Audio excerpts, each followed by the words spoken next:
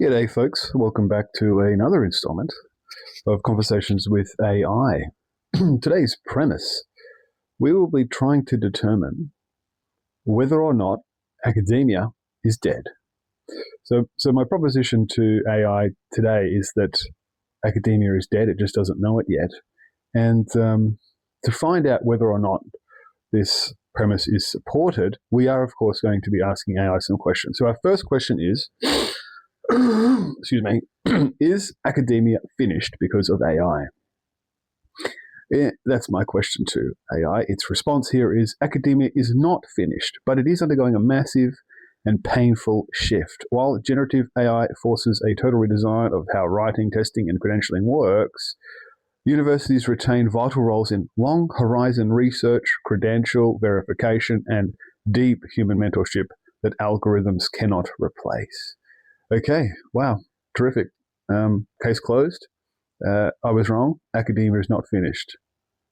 No, actually, we are going to, of course, as we do here on this channel, we're going to push this a little bit further with some deeper questions to try and get an understanding of what is actually going to happen to universities. So, the reason why it's not going to die is because, or the reason why it's facing a squeeze, or the reason why it's facing a painful shift, it's listed some factors here. So we've got the research and publication squeeze. AI-driven paper milling is flooding academic journals with low-quality automated submissions, straining peer review. There's a corporate concentration. Private tech giants now possess the immense computing power and data infrastructure needed to lead frontline AI development, leaving universities at risk of falling behind in tech resources. Assessment breakdown. Standard take-home essays and traditional written assignments are losing their utility as evaluation metrics because of ubiquitous cheating tools. And economic strain. Many institutions already face declining enrollments, funding cuts, and administrative debt, forcing a hard look at traditional business models. Okay, there's some of the problems, but this is why it will survive. A long-term and local value. Universities still lead in work that private industry ignores, such as long-term reproducibility, negative study results, and edge computing. Okay. Human-centric proof of skills. True learning requires students to cultivate foundational knowledge and critical thinking so they can defend their own work rather than blindly trust an AI output.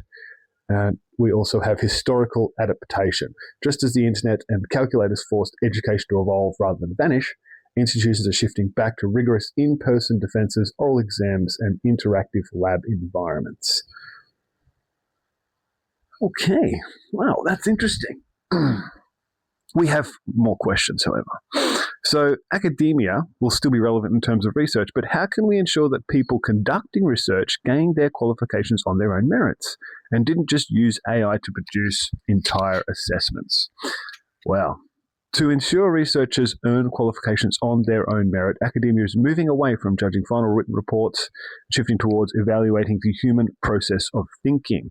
When static essays can be generated in seconds, institutions must verify that a student actually possesses the knowledge they claim to have. Here's how we can guarantee that. So we've got VIVAs, oral defenses. Students must verbally defend their methodology. Proctored writing. So we've got, they're going to be using papers and pens in a prison-style scenario. Process-based grading. So we're going to go step by step. Initial brainstorm, rough outlines, and iterative drafts, and vulnerability analysis. Students are asked to critique an AI-generated essay on their topic, proving they have the domain expertise to spot subtle hallucinations or logical flaws. Sounds like a lot of work for these university professors and lecturers. But anyway, we will continue. Some safeguards. As you can see, there are some various safeguards here. It all sounds really, really wonderful. You know, like there's actually a strong and prosperous future for academia. So the proactive AI integration, teaching students how to use AI explicitly as a collaborative tool, So, we're not even trying to get them to not use it anymore. We're just trying to figure out how we can incorporate it to the point where they're not just completely cheating their ways into degrees. Flipped classrooms, lowering publication pressure, moving graduate funding and hiring metrics away from publish or perish volume, reducing the incentive to use AI to mass produce low quality papers. So if we are using AI to gain credentials and produce flawless lab reports and scientific documents, then can't we also just use AI to determine what questions are likely to be asked by review panels about the assessments and then formulate responses to memorize? AI's response is yes. Students will absolutely do this. They're already using this to run mock panel defenses and memorize responses. However, experienced academic panels can defeat memorization because memorized AI text is incredibly brittle. So how do they get around this? Well, it looks like more work for the university lecturers and professors. So non-linear questioning, the what if. So they can chop and change from page 14 to page 30 to keep you on your toes.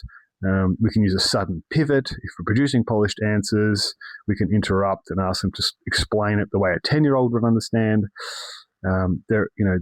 It's just like there are a lot of things here that universities are talking about using, but also like these are wholesale changes, and you've got to fund them. You've got to encourage students to be tested and evaluated with these systems. It's a big deal. Continuous multi-year surveillance. That's exactly what people want. It's more surveillance. It just sounds like it's really just finished, and it's just offering kind of solutions to problems that it cannot solve. So my question here is, if AI can generate a scientific lab report in seconds using existing data sets, statistical analysis, and valid references, what does that mean for the physical researcher? Thanks to AI, this is something that anyone with access to the internet can now produce. What is the point of a 7-year degree and hundreds of thousands of dollars of tuition fees? Its response here is, you have hit the exact existential crisis facing higher education today. If an untrained person with an internet connection can prompt an AI to spit out a flawless publication-ready lab report in 30 seconds, the traditional justification for a 7-year degree evaporates. The point of a long, expensive degree is no longer about learning how to write the report. It's about learning how to generate the raw truth that the report is based on. Okay, but what we are facing now is a huge credibility crisis. Problems with AI having its run or having its way with academia is that the garbage in, garbage out limit. It needs high quality verified data to analyze. If no one in the lab is generating that data, the AI has nothing to work with. Physical execution. So we're talking about actually mixing the chemicals together. So this is science degree. So this is kind of like chemistry degrees. Of course, they're not going to be affected by AI, but everything else will. And we'll get to that later in this video. The rise of the architect researcher. The tester of AI. AI is notorious for hallucinating, plausible sounding, but completely fake scientific data. A 7-year degree gives a researcher the deep domain expertise required to look at an AI-generated report and say, this looks perfect, but the underlying thermodynamic assumption on page 4 is physically impossible. Wow. Okay. Yep. Again, anyone can produce a report, but no one will trust it. The barrier to entry for producing documents has dropped to 0, which means that the value of unverified documents has also dropped to 0. The credibility vacuum. If anyone can generate a scientific report, the internet will be flooded with billions of fake, AI-generated scientific papers. The university is a trusted filter. Now it's saying that, here the universities will be trusted to filter this information, but who's going to trust universities when the people who are running these universities have got there by cheating with AI? The structural collapse of the university business model. So this is what will happen. The luxury degree crisis. Universities can no longer charge massive fees for textbook and lecture-based learning. If a degree is just reading slides and writing essays, it is obsolete. So they're going to transform now to an apprenticeship, sort of skilled trade, education provider. And this is kind of the only way that they can sustain their viability. My next question here is, so scientists, researchers, and academics will become glorified data collectors? Because this is the thing, right? AI can't get the data itself. Its response is no, they will become the exact opposite. If scientists only collect data, they will be replaced by automated sensors. So they're not even collecting data now. And that's basically what it's saying here. In the past, a scientist could build a career simply by measuring things, counting bird populations. This is referring to quantitative data. Running standard chemical triturations. Okay, I've never heard that word before. Or cataloging star coordinates. AI and automation have effectively ended this. So it sounds here as though if it is related to quant analysis, or quantitative data, AI has it, it's got it. If it's relating to qualitative data, it's still going to need people. It uses an Iron Man analogy here. Think of AI as the Iron Man suit. The suit can fly, calculate trajectories, and shoot lasers instantly, but the suit is useless without Tony Stark inside directing it. I would kind of argue against that also, because I'm pretty sure there was a episode of Iron Man, or one of the movies, where the drones were doing what Tony Stark could do. It kind of falls apart there. So we're getting back to the credibility crisis. The credibility crisis. Once something loses its credibility, it's done. So my question here is, but won't people lose trust in universities? Will their credibility evaporate now that lab reports and major assessments can be generated at the touch of a button? Yes, the credibility of universities is facing a massive collapse. In fact, institutional trust is already evaporating because the public, employers, and students themselves know that traditional written degrees can now be faked entirely at the touch of a button. When global surveys reveal that nearly 90% of students admit to using generative AI for assessments, a degree certificate alone no longer serves as a proof of human intelligence. However, this does not mean that universities will disappear. Instead, they're being forced out of the document business and back into the validation business. The failure of AI detection. So if ever you hear anybody say, oh yeah, you've got to be careful using AI because we have sensors and detectors that can detect whether or not you're using it.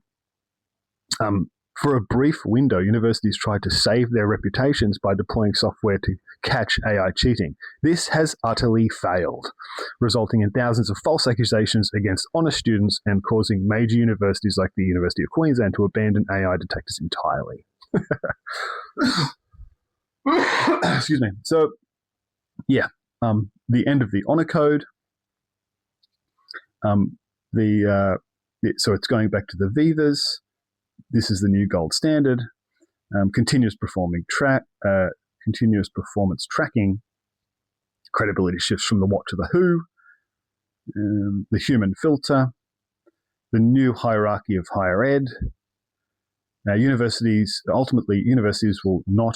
do not adapt will lose all credibility and shut down. Cheap, online essay-based degrees will become worthless diploma mills because everyone will assume the work was generated by AIs. Yeah, by AI. So here I do sort of go off on a bit of a tangent because I have a degree in psychology and I'm interested to know how the how the psychology departments will be affected. We're just going to sort of skip through that, and we will go back to the idea of the the death of academia. Would you say that degrees in the social sciences, humanities, the arts, philosophy, history, degrees that don't require any technical knowledge, engineering, chemistry, biology, are finished? No, these degrees are not finished, but they are undergoing an immediate, brutal structural collapse. My argument is that they are actually done, but AI is holding strong here. No, they're not finished. While chemistry and biology, they are immune to artificial intelligence, all of the other degrees are most vulnerable. The immediate crisis, why the current model is dying. And as this is what we've touched on, if AI can write a brilliant, nuanced analysis of Macbeth or synthesize the economic causes of the French Revolution in 5 seconds, the commercial value of a student producing that same text drops to 0. Yep. So that it's like saying, no, it's good, it's sweet, everything's okay, but no, it's actually done. Here it kind of gets into this idea that philosophy is now an engineering problem. For decades, philosophy was mocked as impractical. However, today's most powerful tech companies are desperate for philosophers to help solve the AI alignment problem, the technical and ethical challenge of ensuring superintelligent systems do not act against human values, ethics, and survival. Okay, well, there's going to be about 5 people in the world who are doing that. So, we do have another question, because we want it to tell us basically explicitly that academia is done. Isn't it going to be hard to encourage people to pursue these paths when they no longer lead to actual jobs? Its response is yes. It is going to be incredibly difficult. In fact, it's already causing an enrollment catastrophe, where those departments in those departments worldwide. When a degree costs tens of thousands of dollars and the career path at the end evaporates, relying on passion or intellectual curiosity is a luxury most students simply cannot afford. Yeah. It doesn't mean that all paths will empty out completely. However, motivating people to get into these jobs when the reward at the end is into these degrees when the reward at the end is a job is going to be extremely difficult. So, and this is the thing, winner takes all elite roles. So you might be a philosopher for ChatGPT, but there's going to be like 12 people doing this job at the most. We want to know how universities are going to handle people not attending, which is leading us to our next question. I'm trying to find out how universities are going to survive. When people wake up to the fact that AI is going to reduce the economy to 3 pillars, hospitality, care economy, trades and construction, no one will want to go near a university. Its response: your premise highlights a stark reality. If the economy narrows down primarily to hospitality, the care economy, and trades and construction, the current university business model is completely unsustainable. If students only need practical, hands-on skills, they will just go to TAFE. That's basically what it's saying. To survive this massive shift, universities cannot just tweak their curriculum. They must completely change how they sell, how they teach, and who they serve. Here is a blueprint. We're not really going to get into the blueprint because I don't think it matters what a university does. It's like the university, as we know it, is finished, which I think will be revealed by my next question, which we're getting to here. Can you list the types of degrees that will most likely become obsolete? Its response here is to predict which degrees face absolute obsolescence. We have to look at the tasks that generative AI and automation handle cheapest, fastest, and most accurately. Here they are. My friends, if you are considering a degree in any of the following, please reconsider. As a matter of utmost urgency, please reconsider. General business, administrative and marketing degrees. So these degrees are done. They're gone. Bachelor of Business Administration / Commerce. Marketing and Public Relations. Human Resource Management. Gone. Done. All be done by AI. We also have accounting and bookkeeping. That's tough. Paralegal studies, routine legal degrees. The list goes on. Software engineering, computer science, Translation and interpretation studies. Definitely don't do those ones. Creative writing and screenwriting. Gone. General arts, liberal arts. Oh my God, that's a huge chunk. And journalism. Ouch. The common thread among these obsolete degrees is that they train students to be information processors. If your education consists of absorbing data from a screen and outputting it onto another screen, a machine can replicate your entire value proposition. It's brutal. What about in terms of a percentage? What do we got here? So the degrees facing absolute or severe obsolescence account for a staggering 40 to 50% of all university enrollments and offers. When global accounting and higher education research firms evaluate the data, it reveals that 40% of existing tertiary courses are currently operating as cash cows. The vulnerable big two. Society and culture, including law and generalist arts. Management and commerce, business administration, account for huge chunks of the university sector. The immune half, health and medicine, engineering and architecture, education and teaching. So this is all that's left in university. Have a good look here. That's all that's left. If you're thinking about a career or studying something outside of these disciplines, think again. This is interesting. So universities are staring at a near 50% revenue cliff. The degrees that require the least amount of expensive equipment to run, like general business lecture or an elite English literature seminar, are the ones that generate the highest profit margins for institutions. So these are the cash cows. So once people stop just giving huge amounts of money to universities for really nothing degrees, then they're not going to be able to keep the lights on in the labs and the machines running required to mix the chemicals and produce the scientific results that humanity actually needs. Are universities aware of this downturn? What are their strategies for survival? Yes, universities are acutely, frantically aware of this downturn. They're referring to it as the enrollment cliff. What are they going to do? Well, we kind of touched on it. They're going to just become like, I don't know, really expensive TAFE colleges. But once they lose their credibility, it's going to be hard to argue for that or justify their survival in any sort of meaningful way. Yes, so there are my main point, or my main objective there was just to find out, are universities aware of this, and what are they planning to do about it? The next thing I want to know is the lecturers, the professors who teach these degrees. What will happen to them? The fate of the academics who teach these vulnerable degrees represent the most immediate human tragedy of this structural shift. For thousands of professors, lecturers, and tutors, the academic career path is completely breaking down.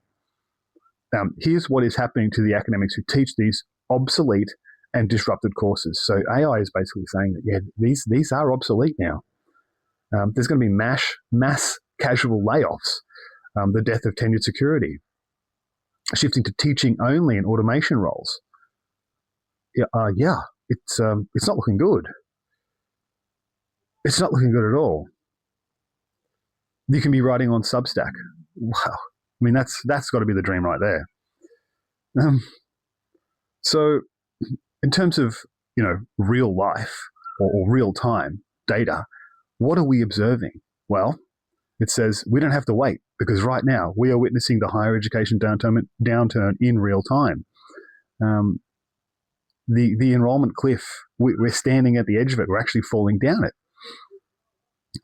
So we've got here the female enrollment drop. Historically, the primary driver of university growth has been women.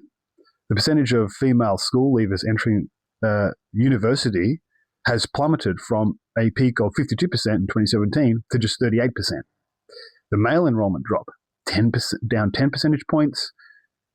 If we go internationally, we see that what we have here, Department of Education reveals international students has dropped by 8% year on year. If we look at the United States is a little bit different because universities are more of a, I don't know how you would describe them. They're more of a fraternity thing. So it's more of a brag. You can kind of get into universities based on which get into good jobs based on which universities you go to. So it's more like a badge of honor going to university and paying hundreds of thousands of dollars for useless degrees. We just want to know, like, from an economic perspective, how viable is it now moving forward for universities if all of a sudden 50% of businesses or 50% of that business's products were seen to be worthless, no good? What chance does that business have of surviving? In business terms, if a company suddenly finds that 50% of its product line is deemed completely unusable by consumers, its chance of survival are incredibly low. And they would be facing, invariably, a structural insolvency crisis. Universities, this is what they are facing. The university parallel. Universities used general businesses, arts, and humanities degrees as their high-margin cash cows. We touched on this earlier. These courses cost almost nothing to run, just a lecturer, some slides, and a rented room. The profits from these degrees were used to fund expensive, loss-making medical labs, engineering workshops, and advanced scientific research. By losing 50% of degrees that were cheap to produce, universities lose the financial engine that keeps the lights on in the labs. Oh, dear. Dear. So universities are freaking out. There is no long-term solution or sustainability, plan for sustainability. What will probably happen is this second point here. Governments will end up using taxpayer money to bail out universities. It's fascinating to see in our lifetime the sudden and structural collapse of some of our oldest institutions, customs and traditions, like going to university, using your mind and your brain to earn a degree so that you can get a job. Like, those days are over. Thanks for watching.